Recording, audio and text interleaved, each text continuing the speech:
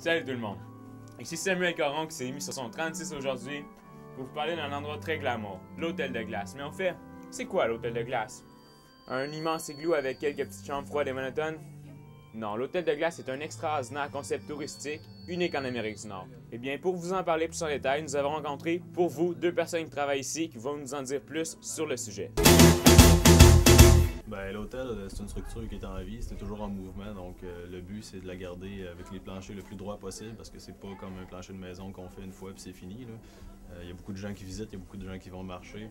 Fait que c'est beaucoup de remettre les planchers droits, garder les structures intactes, c'est de la glace, donc c'est un matériau qui se brise un peu plus rapidement, exemple pour le mobilier. Au total, on est 5 grosses équipes. Donc, il y a l'équipe de glace, l'équipe de neige, l'équipe d'électrice. Il y a aussi les sculpteurs, puis nous qui complètent le tout, les flottants. Donc, nous, c'est ce qu'on va faire, c'est l'entretien de l'hôtel, la préparation. Puis on aide beaucoup pour les derniers milles, si vous voulez, là, pour la construction de l'hôtel, donc à rentrer l'électricité, un peu de tout.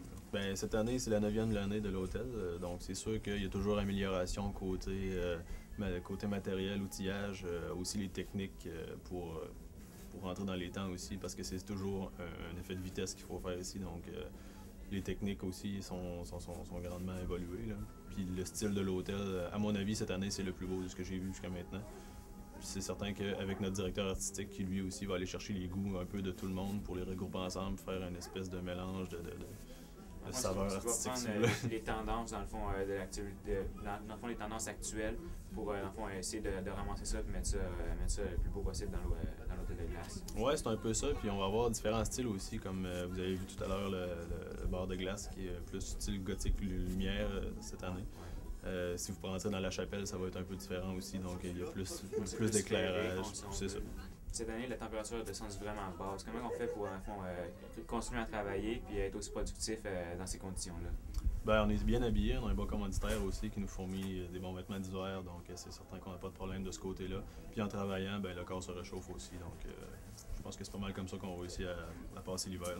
Le Festival d'art et de vie nordique donne la chance à plusieurs artistes de la région de Québec de venir faire connaître leurs techniques ainsi que leurs œuvres dans diverses démonstrations publiques. De plus, cela leur permet d'être exposés dans les galeries de l'Hôtel de Glace qui accueille le festival depuis maintenant déjà 5 ans.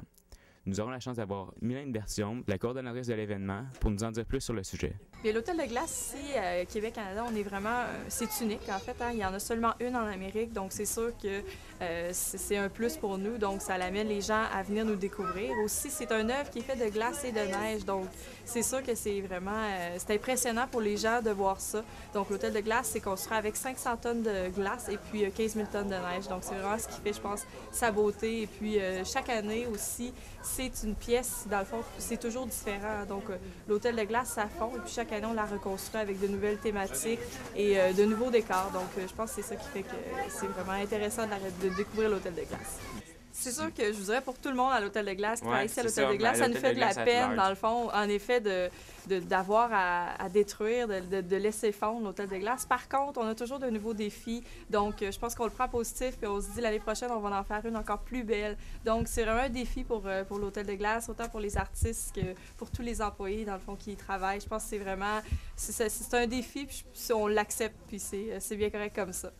Dans le fond, le Festival à la vie nordique, c'est vraiment, dans le fond, on allie les arts de la vie contemporaine, dans le fond, à l'événement, l'Hôtel de Glace. Donc, c'est sûr que ça crée des décors, donc c'est bien intéressant pour les gens qui visitent l'Hôtel de Glace de voir tout ça.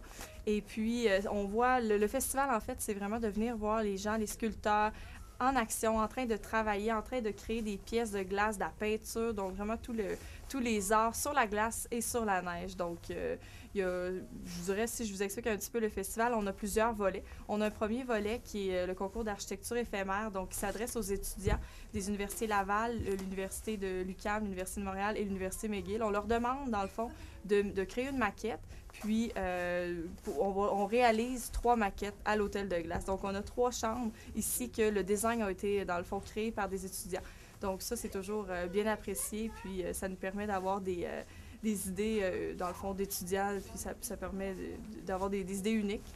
Donc, ça, c'est un premier volet. Ensuite de ça, on a le volet, cette année, On avait, dans le fond, c'est ça, plus le volet sculpture. Donc, c'était la Jacques Cartier-sur-Glace. On a des artistes de haute renommée, tels Luc Archambault, Pascal Larreau, M. Robert Laplante, qui sont venus, dans le fond, sculpter, créer des œuvres de glace. Les gens en action, là, on mise là-dessus. Donc, c'est ça qui est important. C'est ça qui est intéressant pour les gens, dans le fond, qui viennent visiter l'hôtel de glace. En plus de voir l'hôtel, ils voient la création d'œuvres, puis ça alimente la pièce. Donc, c'est toujours bien intéressant. L'hôtel de glace, c'est une destination qui est exotique, en fait. Hein? Donc, pour le côté romantique, c'est sûr que ça l'amène beaucoup de gens. Donc, on a toujours plus de 25 mariages qui se déroulent ici à l'hôtel de glace. On a même des gens... moi, j'ai vu l'année dernière à La Chapelle une personne proposer, de demander en mariage, dans le fond... donc, c'est super. C'est un endroit qui est romantique, ça, c'est certain. On a même des gens qui louent des chambres, des fois, pour faire leur demande en mariage. Donc, je pense que côté, c'est très créatif, c'est quelque chose d'unique. Hein? Donc, en effet, l'hôtel de glace, c'est un endroit qui est romantique pour les mariages et pour les demandes en mariage. Hey Sam, c'est tellement beau! Moi? Mais non, Sam, franchement, regarde autour de toi, je parle de l'architecture de l'hôtel de glace. Ouais, c'est pas mal, là. C'est correct. Mais voyons donc. Après tout ce qu'on a vu aujourd'hui, tu trouves juste ça pas mal. À l'intérieur de l'hôtel de glace, là, on trouve 36 suites, un bar, un café, une discothèque. C'est passé pour toi?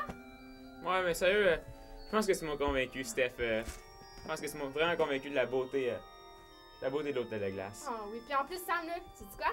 On peut même se marier ici. Ouais, est-ce que tu te marierais ici? C'est tellement romantique, tellement féerique, tellement magique, Regarde, Steph, on va te laisser à ta féerie, là, puis nous autres, on va y aller, hein, on va aller voir la suite de l'émission. Poursuivons maintenant avec Marc Bouchard, qui a visité pour nous la station de radio Choix Radio X afin d'en connaître davantage sur cette station où la liberté d'expression est au tout premier plan. Parfois controversée, ses animateurs n'ont pas froid aux yeux.